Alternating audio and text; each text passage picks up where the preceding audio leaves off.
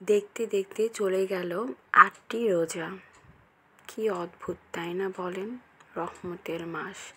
আসসালামু আলাইকুম। কি অবস্থা সবার? কেমন আছেন সবাই? আশা করি সবাই খুব ভালো আছেন। আল্লাহর রহমতে আমিও ভালো আছি।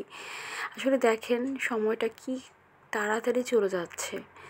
মনে হচ্ছে সেদিন রোজাটা শুরু হয়েছে অলরেডি, কিন্তু ৮টা রোজা চলে গিয়েছে। আলহামদুলিল্লাহ, আল্লাহ দরবারে লাখ লাখ শুক্রিয়া। আল্লাহ যাতে সবগুলো রোজা রাখার তৌফিক দান করেন, আমিন।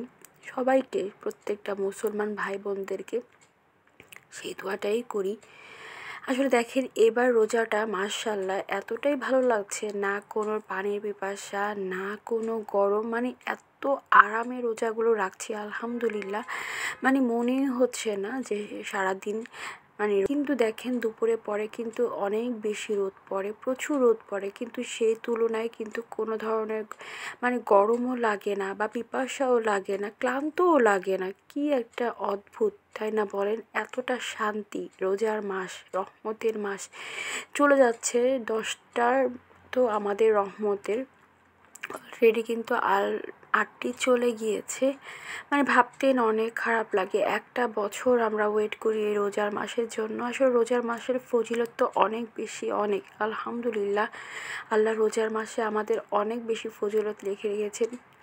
জানি না কতটুকু আল্লাহর দরবারে কবুল হবে, কবুল হওয়ার কবুল করার মালিক হয়েছেন আল্লাহ, কিন্তু আমরা বান্দারা তো অবশ্যই আল্লাহকে ডাকতে হবে, নাহলে তো আল্লাহ আমাদের কথা শুনবেন না, তাই না? আমরা যতটুকুই পারবো, যতটুকুই আমাদের সময় আছে, অবশ্যই আল্লাহর রাস্তায় ব্যয় করাটাই উচিত।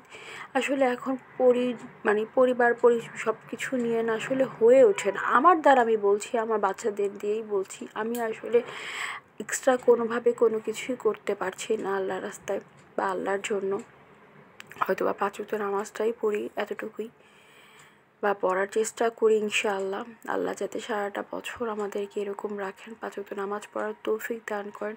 আসলে আমরা রোজার মাসে যেভাবে 5 ওয়াক্ত নামাজ পড়ি, সারা বছর কিন্তু ওরকমভাবে পড়ার চেষ্টা করলে হয়ে যায়, কিন্তু তখন আসলে আমাদেরকে শয়তান ধরে বা সব ধরনের মানে মানে আলসামি যেটাকে বলে না, ওই জন্যই আসলে পড়া হয় না। নাহলে কিন্তু ইচ্ছে করলে সব কিছুই করা যায়।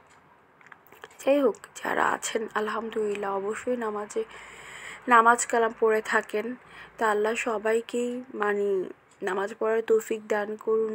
এটা অবশ্যই সবাই সবার জন্য দোয়া করবেন। আসলে এখন না দেশের যে কী একটা পরিস্থিতি, ভালো লাগে না সত্যি কথা। তার মধ্যে ফেসবুকে ওই 8 বছর মেয়ের একটা ঘটনা চলছে, সব কিছু মিলে না খুবই খারাপ লাগছে।